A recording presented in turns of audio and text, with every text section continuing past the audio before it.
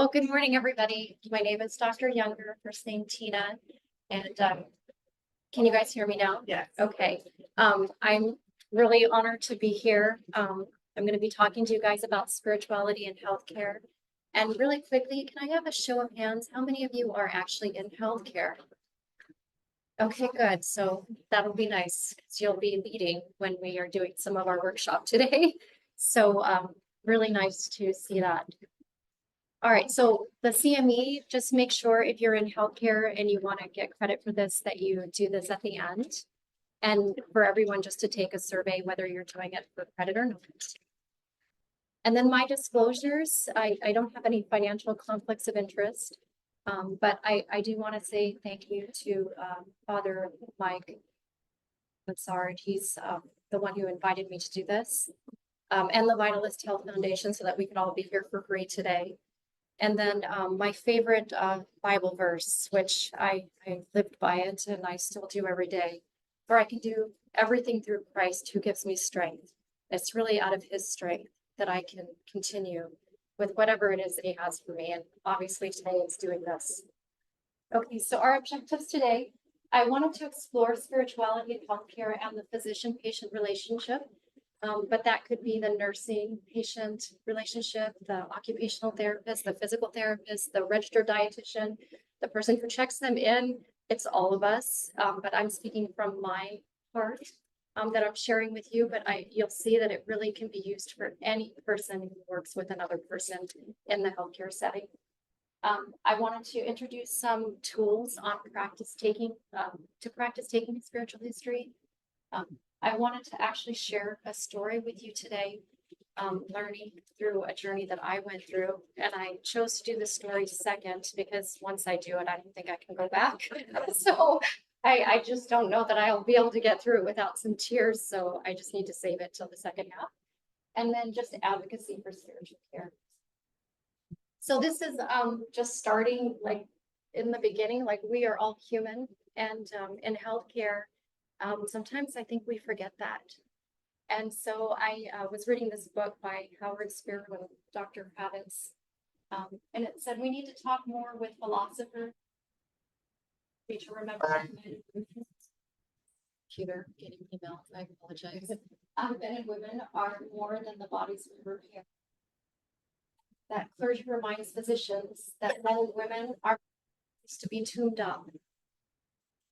And then instead of bringing science to religion, we ought to bring a little more spirituality to medical practice. Just really be thinking about the big picture.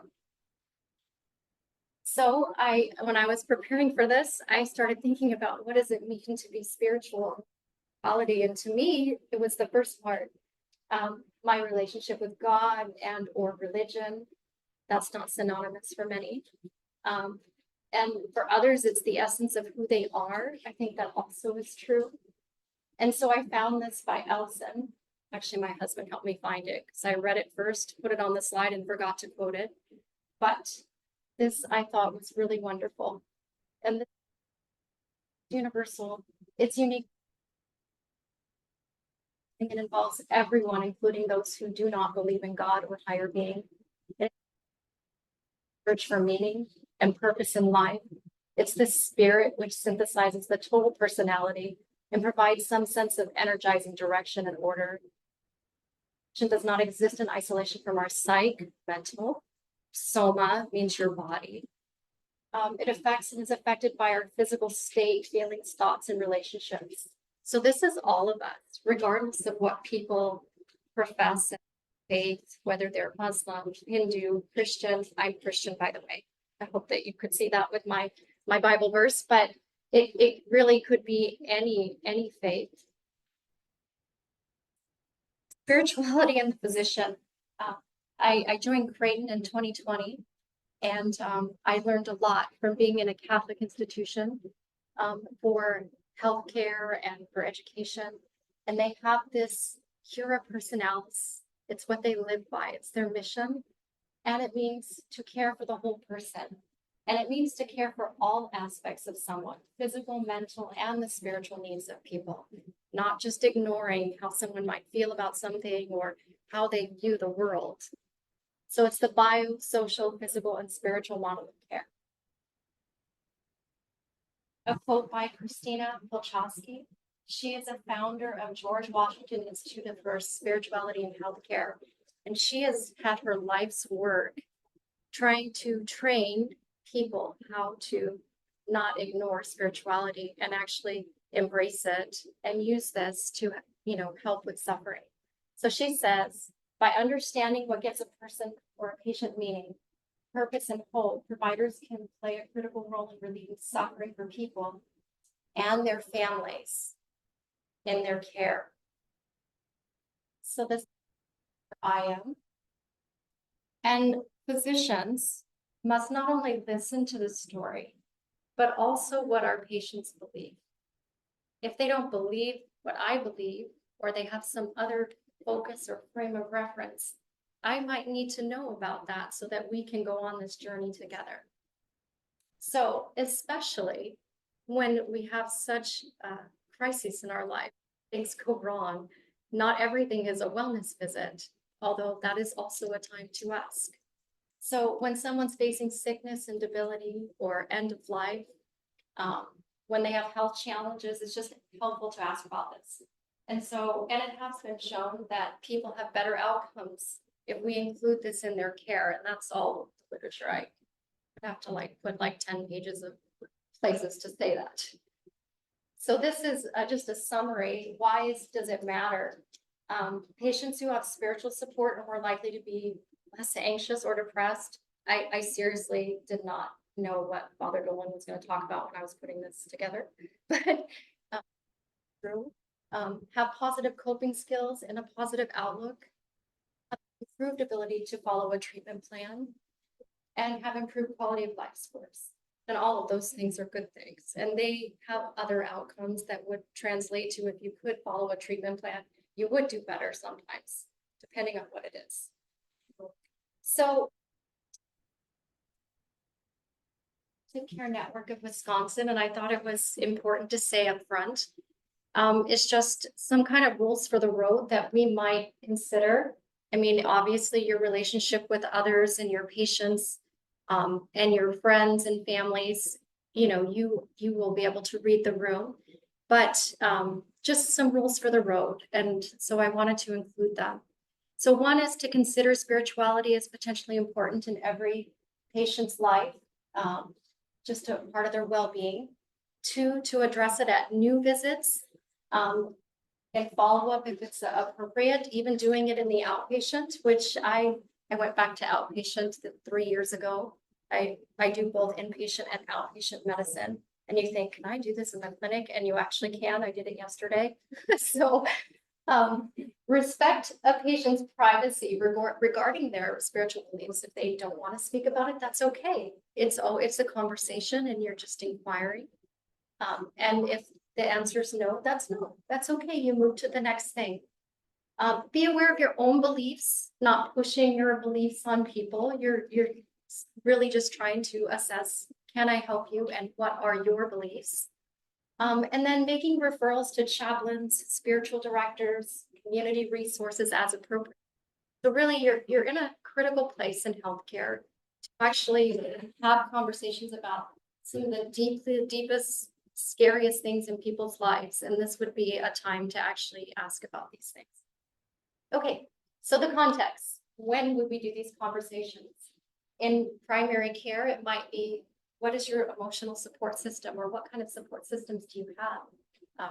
Do you have a religious affiliation? Do you have a religious preference? Church. Stress management. How are you handling this when things are going really bad? And things do go really bad. Otherwise, we wouldn't actually reach out to others, right? Breaking bad news, this diagnosis and what is important to you.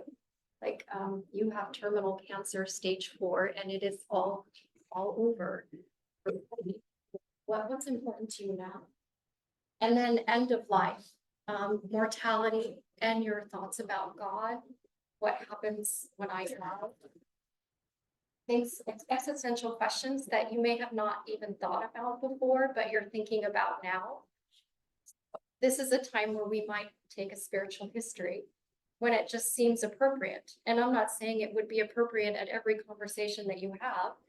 It it will be a time where it seems that this is something that's kind of tugging at you, like I should be saying something else. When that awkward silence or moment, it's probably this. So just a context of where this would be appropriate. There you go. It was put out by the Archives of Family Medicine. And I thought this was really detailed. I'm going to teach you the short version for the doctors and nurses in here that cannot spend 30 minutes doing this. I have a short version for me. So, but I thought this would get us thinking about what it is and what the words are that we need to say, or we could say, that could help us. Because language matters. And sometimes you're like, I don't even know how to get started. Well, I'm just going to give you the script and then we can practice how we want. So this is the script. Do you have a formal religious affiliation? Can you describe it? Do you have a spiritual life? What gives your life meaning? That would be really hard for me to say as a doctor. So I have the shorter one, but it's just, what is your belief system? Can you describe your beliefs?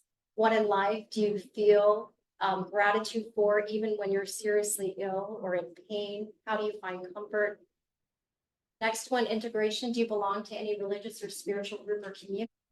What's your role? Do you have people who support you? The next one we see all the time in medicine, ritualized practices and restrictions. This one is, what specific practices do you carry out as part of your religious or spiritual life? Prayer, meditation. Are there lifestyle activities that your religion encourages? I can just think of someone who has a Jehovah's Witness and how they just do not want blood products or certain types of treatments. And there are lots of different faiths that may have things like this. And to just have those conversations. And then there are support for people that have these types of things. And then implications for medical care. I really like, would you like big elements? I already went over that. Would you like to discuss religious or spiritual implications of your healthcare? That one would be a nice referral to the chaplain. And terminal event planning. Are there religious or spiritual practices or rituals you would like to have available in the So I really liked all the questions. These were very detailed, and I think this one is a very good one. I think it would be difficult for me to do as a physician, but if I have the language and I know the different areas of it, when I need something, I can go to it. This one's a shorter one. This one's by Dr. Pachowski from George Washington Institute. And I like hers. This one is copyrighted, so you can go online and you can get copies of this, and they have a tool and they have validation practices for this. It is copyrighted, so you just can't take it.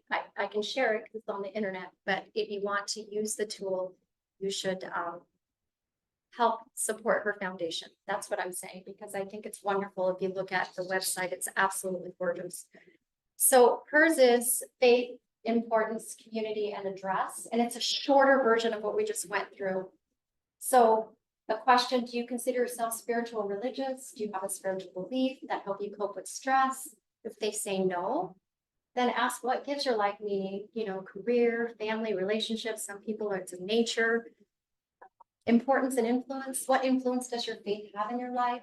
Do you have a specific belief that might influence your healthcare decisions? If so, are you willing to share those with your healthcare team so that we know about them? And then community, are you part of the community? How are they in support to you? And then address and action. How should I address these issues in your healthcare? So it's very to the point, it's more solidified. And the next one is what I use, which is very short. Taking a spiritual history, 2 questions, and it just opens the conversation. So it is, what's your religious preference? They may or may not have one. We already know how to answer and follow up, right? And the next one is, would you like a chaplain to visit you, to talk to you about what you're going through right now, or what's happening with you right now? And that opens the door. And had anyone opened that door, I would have walked through. Thank God my mother did it for me. And then I actually feel comfortable praying with my patients, usually when I'm alone with them after rounds, or if there's something that seems appropriate.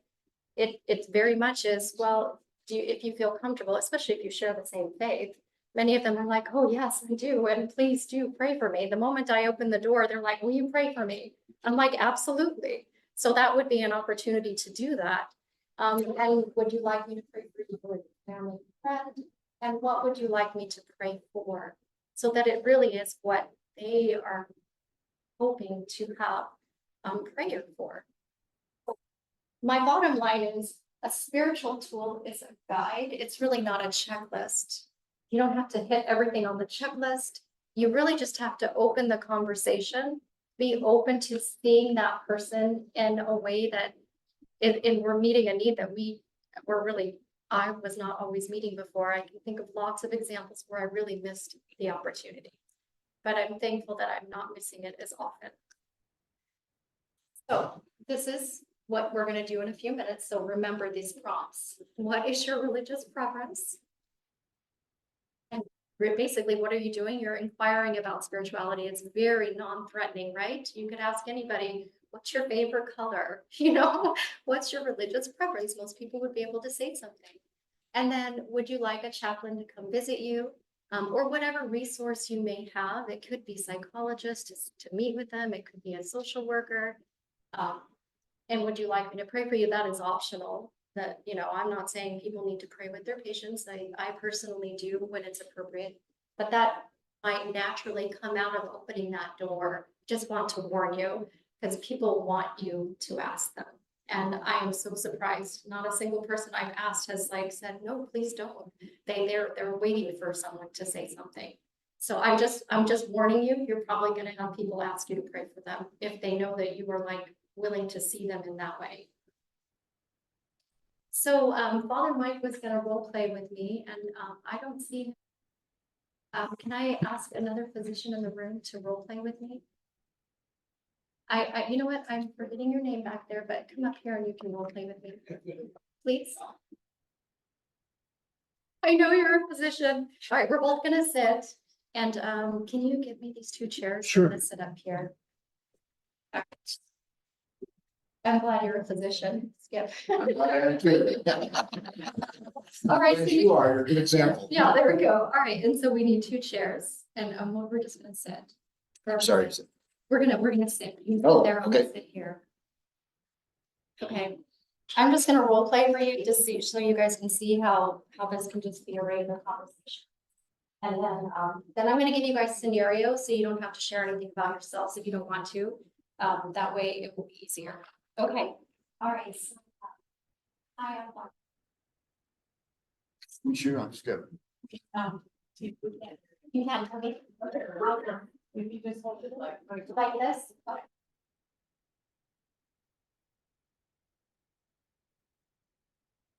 No, I think it's going really well. I'm enjoying it. And can you tell me something that you wanted to get out of the conference?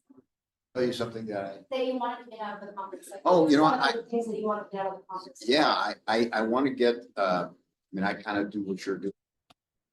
But I want to get it more out of that. I'm going to get deeper into that, and experience it more. Going to get more comfortable with it, of course, for everybody. Okay, yeah. So today we're practicing taking a spiritual history, and I wanted to ask if it's okay.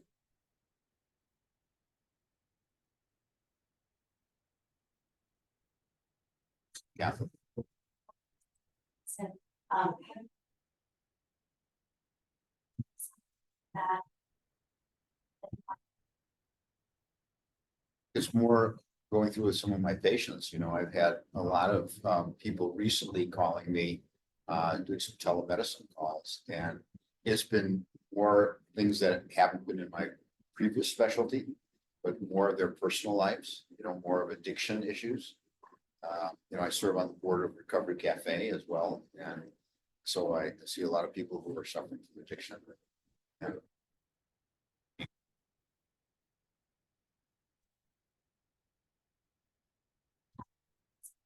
yes, yeah, it'd be great.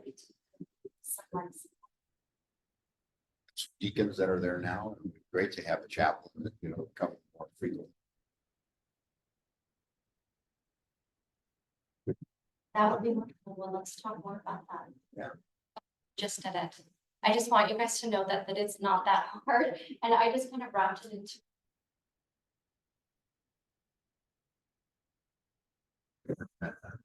They're praying for them to, just understanding where their faith is at. Ask enough questions about their own faith or their own belief. It's another problem. Exactly, and I feel that way too. All right, so you can role play with me if you want to do this in front, or we can split up here. So I am the patient now, or I'm just your colleague, and I'm coming to you and we'll have a conversation. Yeah, right. Dr. Waters, what's your name? Hi. Could you go out a little bit louder? It is Okay, hard to hear yeah. with your face. Okay, thank you very much. All right, my name.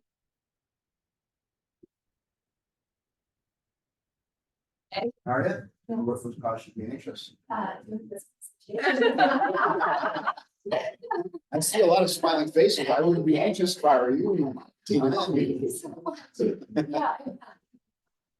Here.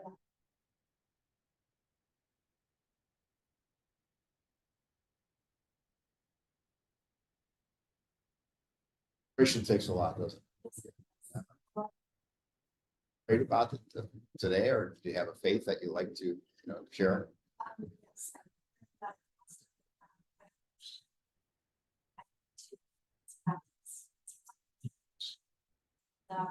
Yeah, it's definitely helped me to kind of like know that it should be okay. Are you able to talk to people about it, or is it kind of something you internalize? Actually, I have been talking to Father Mike about it. I've been counseling for about a.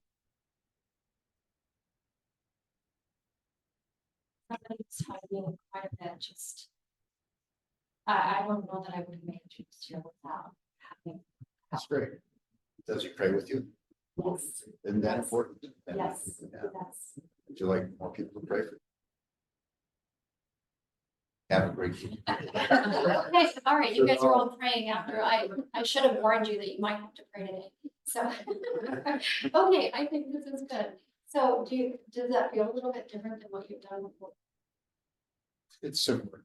Similar? Yeah. Okay, well, next time I'm gonna have you, it's possible. Okay. Okay, I think we're good. All right, you guys.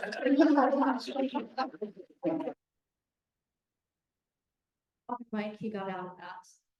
Okay, all right, so this is what I'm gonna have you guys do right now, is practice some of these skills. Of just having the conversation about asking a spiritual history. So I would want you to introduce yourself to each other. I want you guys to get into groups of twos and threes. Decide who will play the physician, who will play the patient. If you feel comfortable, you can share something about yourself that's been bothering you or going on in your life. And if you don't, that's okay. Because I have two scenarios, so you can role play and be one of those unfortunate souls that have something going on. So, other questions? And you can say, I would like to address any spiritual needs you have as part of your healthcare. Do you have a religious preference? And would you like to have a chaplain come visit you? Now you can say other words like social worker, psychologist, someone from your church, whatever resources are available to you. And when you'll find out, like I did the other day, that we actually do have priests at St. Vincent de Paul that actually have mass every Wednesday. I'm like, wow, that is good. They're there. And so just knowing your resources are doing this in real life. And then I would like for you guys to switch places. So once you get to ask the question and once you get to answer the questions. And so here's the first scenario, and that did not come through very.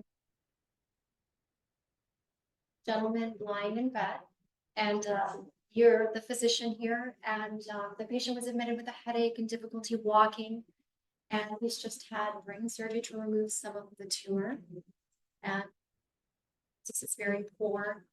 It's a very bad cancer. And the patient, you're recovering from surgery and you're aware you have a malignant brain tumor. That's what you know so far. And you're getting ready to go home today with follow-up to be scheduled in clinic. So that's scenario number one, and this is very real. This happens all the time. And then scenario two, when you guys switch places, because the next one's not any better, is You're in clinic and the patient confides that she's been depressed. I seriously did not know what Father Dolan was putting together when I chose this one. But you ask how long the symptoms seem to be going on, and she responds that ever since she lost her son 2 years ago. She just, can't get out of bed, and she states she has 3 other children that need her. So she doesn't have any intent of killing herself or suicide.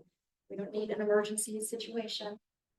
She struggles to put one foot in front of the other. And then as the patient, you're seeing the doctor for the first time and you really hope that there's something that they can do. And you're just feeling lack of energy, feeling very sad that you might not be open to taking medication if it's offered, not expected. Just seems like something's missing. So that's scenario 2.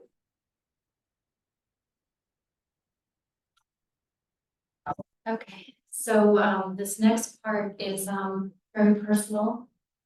It's really when the doctor becomes the patient or your family member becomes the patient. And this is a picture of my daughter, Corinne. We had a really rough last year, and I was the recipient of pastoral care. She was born, she first started being sick. She lapses that day.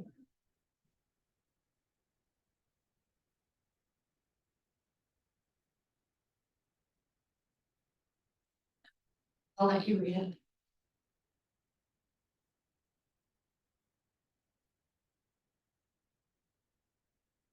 Many of you guys don't know what TPN means, but she basically had to have nutrition going through her veins because every food she ate, she would just have angioedema on her face.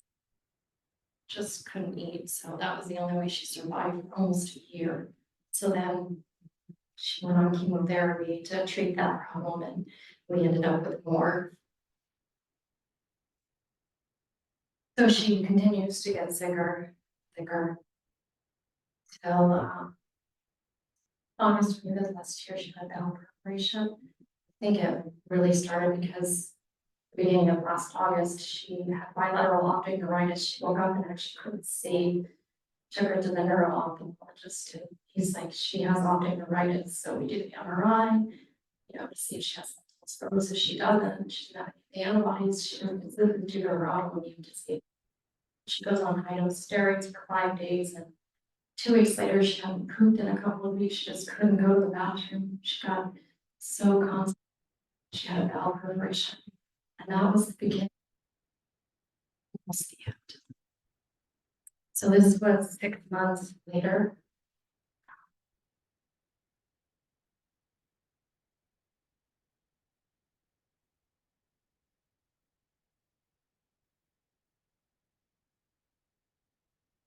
She did not end up being trached. I just told them that they couldn't do that. Couldn't like either because I know how to read the ventilator. And I could see her getting better every day. So I'm like, she ended up here. We're gonna make sure this isn't the way she goes down that way. Because if she ended up in a long-term care facility, I really think she would have passed away. And this almost took her. So this is her in March. So she was discharged in January, hospitalized August through January. In my hospital, with my colleagues taking care of her, doing their best.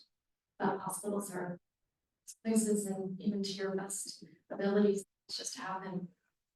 And unintentionally, but Laura took her walking for the first time in March. So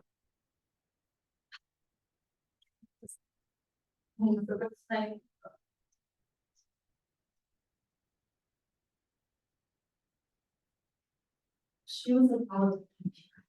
She went to China. Her year, she was 17 back. To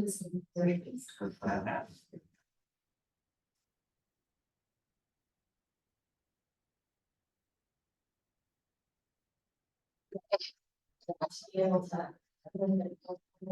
defense when she left, so long. And on and on. I was doing the show for this month, so long.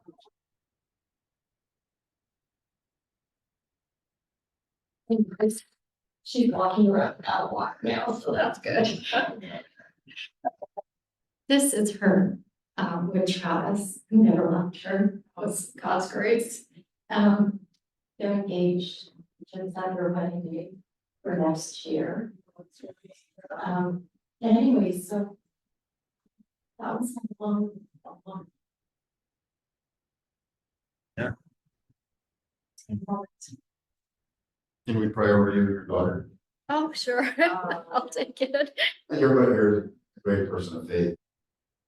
Lord, just bless his family, bless Lauren as she continues her recovery. Strength of Tina and her family. Support them, love them, give them complete. Jesus' name. Yeah, I will take that. I'll take all of them. I'm living on prayers. Okay, so, obviously I've been in trauma counseling. I couldn't even talk 5 words when I was going through. I talked to a surgeon and I'd be like, all right, I've got 5 words and then I'm gonna start crying. So you better talk fast, you know?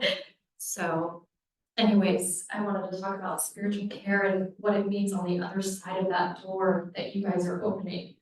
That conversations, the things that people actually need, because I needed it. And I'm a living testimony, so is my daughter. There were so many times I didn't know Lauren would make it. Truly, we didn't know. Thought I might, I had met him. It probably 6, getting critically ill. And he actually came to our house because my mom was praying for me and said, so I eventually said, yes, of course, you know, and I already had a church and then family and I had support, but this was different. He came to our house and then I was so amazed that, you know, he just talked. And I said, yeah, we'll come to your office. And we start coming to his office for just counseling and making our way through all the hard things. And then she got admitted. And he came. Let me talk. He gave me a book on grieving. That was very helpful because there were times I just really didn't know where I was going to be. A lot to say from somebody who would know, because I'm a physician. I know what it means when someone's on the repressors and the O2 sats from the 80s and you're on max ventilator settings, that you just may not make it through the next 10 minutes. So some of the resources he gave me were very helpful. And mostly just sitting there with me. Like listening and praying and checking in frequently. I think we have like Friday meetings for like the last year. It helped me with coping. It helped me to be present for my daughter. Definitely reality checks. He was preparing me for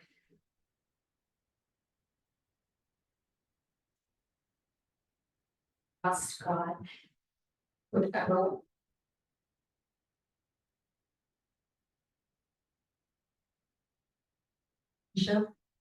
He was like my step-in father. My dad passed away in 2016, so yeah, he did that.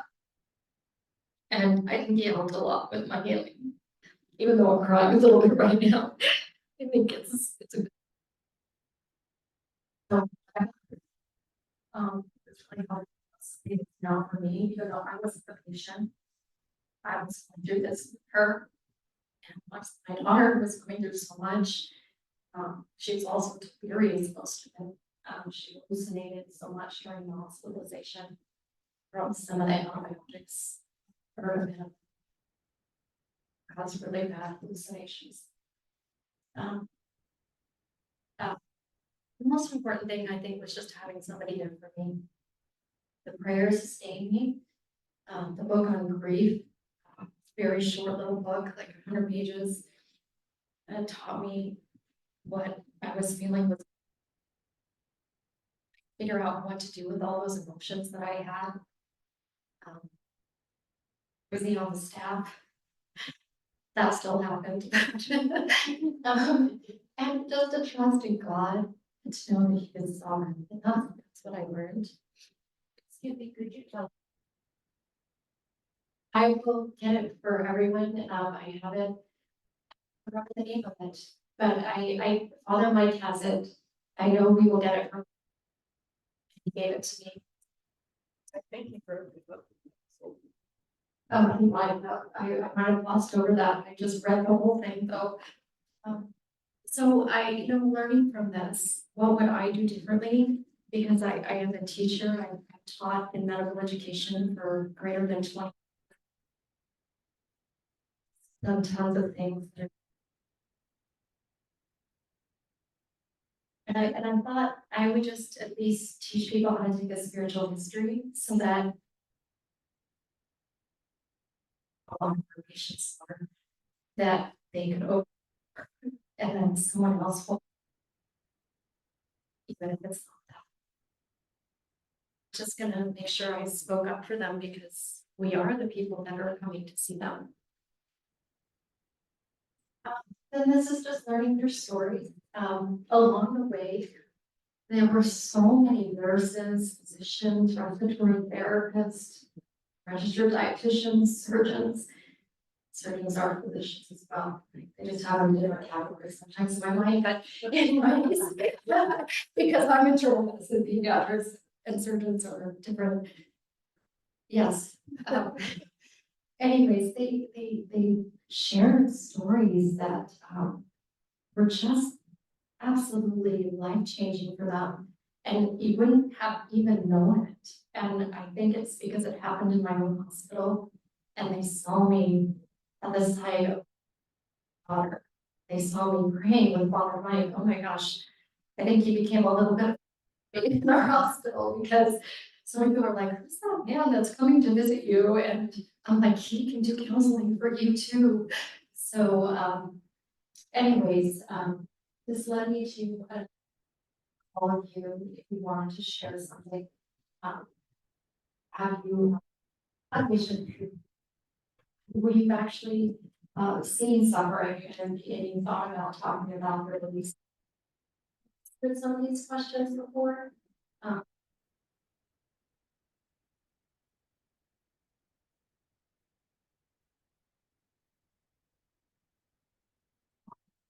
These are times in people's lives, just when they're hospitalized, life just falls apart for whoever's there. They don't want to be there. Nobody wants to be in the hospital. Their life has fallen apart. It's probably every single one of those patients. And that's go well. That's the happy floor when things go well. So I wanted to leave it open for any of you guys had where you felt compelled to ask people, maybe a show of hands and felt compelled to ask the questions, but just didn't know what they were.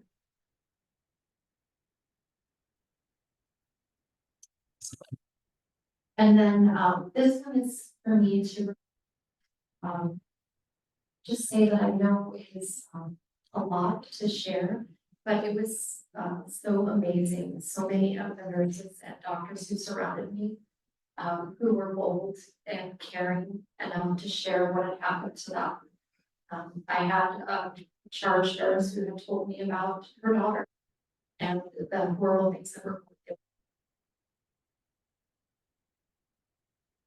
in her arms, and that is nothing that you would have expected from the critical care nurse who was a man, was just very, very strong and burly, that he had crumbled to his knees as I was crying over my daughter. So these things from down a lot of barriers between all of the staff. I started to know so many different people that were working alongside of me for so many years. I don't know, you feel like you're somewhat of a celebrity when everyone knows your name and you don't know anyone else's name. But it really connected all of us and it gave me a chance to tell them, they're like, how are you doing this? I'm like, as I'm sobbing, and I would keep going back to Philippians 14. It's just Christ that gives me strength. prayers, and people praying for each other, and that's how it was, and I was so naked, I was so vulnerable, I was home, hospital coming in every day for 6 months, not having a day, not wondering how things were gonna go today. So, the humility of just being sick and suffering. So, this was a question for, if you've ever been a patient, which most of us have. And how do you feel the medical team addressed yours or your family member's spiritual needs? I would guess to say that it's not happened very often, but I don't know if anyone has anything they want to share about, whether it happened or you wished it happened. If anybody wants to share anything.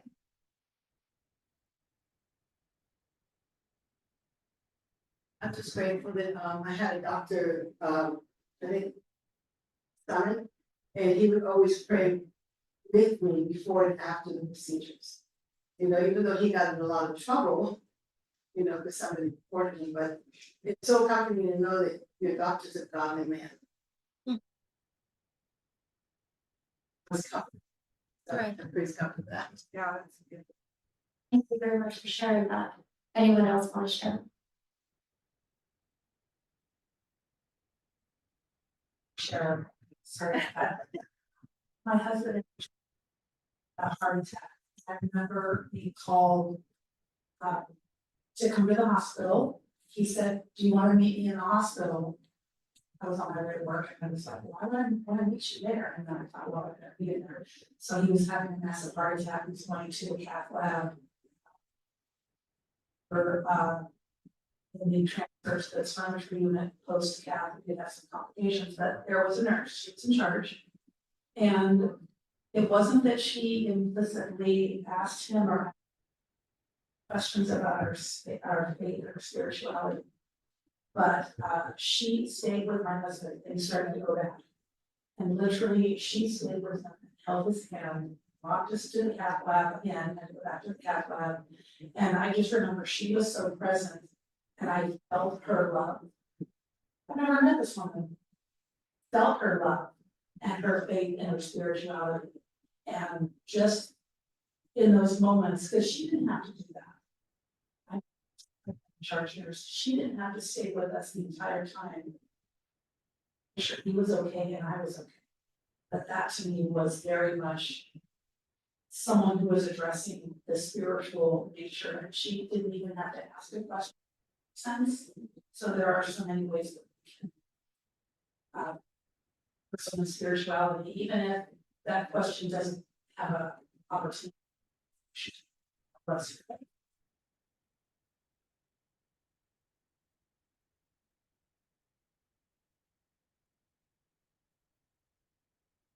First of all, I just want to say thank you for your vulnerability and transparency, for sharing what you did with. This wasn't the medical emergency, it was when my wife and I, our daughter, and I remember the nurse came in and checked on us and postpartum. She did her checklist, so she did her job, but after that, she spent like several minutes just talking to us about our relationship and making sure that what is like holistic care of our family and like emotional health as a married couple. And so we really appreciated that. We felt seen and that it wasn't just a checklist, but it was actually like speaking to the parents and as married people and making sure that what we're prioritizing is our family's health, not just the check. So yeah. Experience, it was mostly the nurses that were there all day long, the nurses that would check in, and it was a nurse who actually asked that question. It was the only time in 6 months that it had ever been asked in like a zillion different emergency department visits, but there was one nurse who asked, "Do you have a religious preference?" And then there was no follow-up to that, but I was like, wow, I've heard that question once. But I've already started using it and it works really well. Very non. Anyways, Thank you for sharing about the nurse. Okay. So, advocacy, what can we do, changing the culture? And this is what I think we can do. Caring for ourselves. Just how do we bring our authentic self to our roles, like who we are, like also are in that relationship, even if it's very brief, even if you've just met someone, there's an inherent that nurse is going to take care of you, that doctor is there to do something. You came to them, they took an oath that they want to do things for other people. And just acknowledging our own spirituality, knowing who things matter. I personally actually pray for all my patients every morning before I get up. I stop the comfort and then I pray for God's will and that we will like see what we're supposed to see and hear what we're supposed to hear, and the medical students and the residents, and that I will be what you want me to be. God, this is your day. So acknowledging who I am and then being like alert. Patients who are hurting and suffering, and then just acknowledging others, caring for others, and just asking a few questions, and however the style is that you want to, but just this is to open the conversation that there's a lot of different ways to do this, but just being open. So, hey. And then, we're more than our test or our diagnosis. We're more than that. And did forget a slide that's back, if you don't mind, share something that that kind of is a visual of what Father Mike did for me. So just close your eyes while I go back for it. It's because we got it was this. And this was a nice study that was done in outpatient. It was done, I think, George Washington University and through Yale as well. It was chaplains that meet with patients in the clinic. And this is kind of the outcome of some of their study, but the picture was that that spiritual companionship that Father Dolan was talking about, that's what Father Mike did for me. And meeting people where they are, although not directing, he would just be there. Mobilizing spirituality, he helped me with where I was. And just that presence being not solving. He wasn't solving any of the problems, he wasn't fixing anything. He was just there to talk with me. And I'm like, gosh, I've never been in counseling before. I don't know how it goes. And he's like, well, you just talk. I'm like, okay. He's like, well, how's the day going? I'm like, not that good.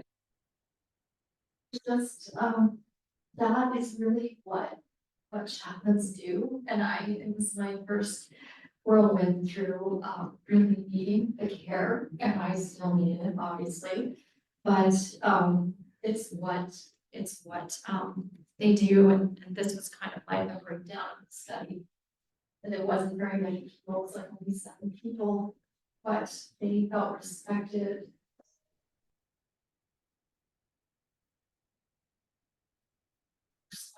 Better coping, and better ability to follow up. And they worked alongside. It wasn't against, it was with. So I felt that that was really neat. And it really explained what I had been through. And so then I'm close to the end. Resources. I Say something. yes. You don't get that other one. I know. Help needed. It's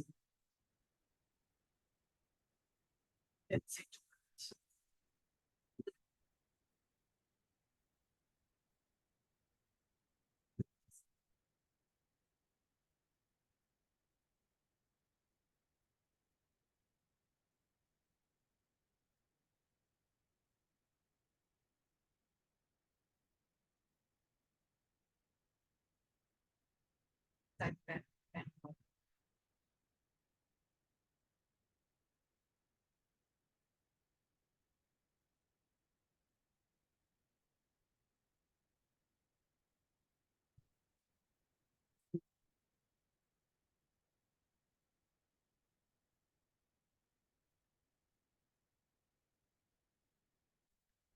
way.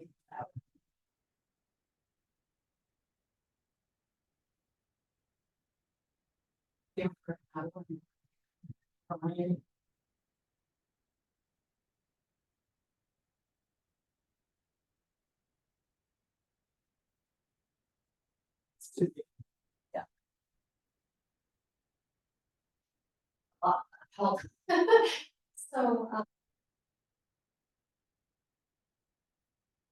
because we have resources in each other. I have really good friends now, a lot of critical care nursing friends, that I think I'll be friends with for a very long time. And, people that have really shared parts of their stories, and that has connected us, I think will forever. Counseling, if you ever go through something like what I went through with Lauren, I think you need trauma counseling, but that's just a personal opinion. I just needed it. Pastoral,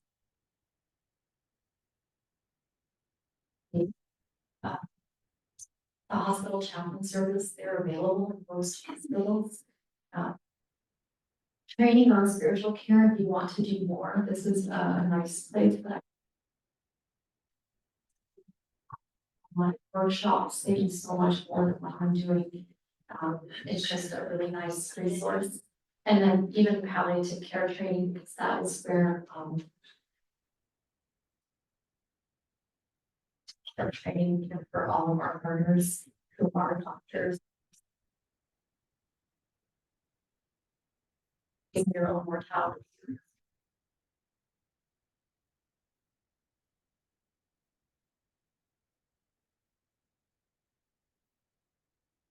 Of all of the references, the things that I pulled together on the slides. And wonderful reminder for you guys to fill out the CME stuff.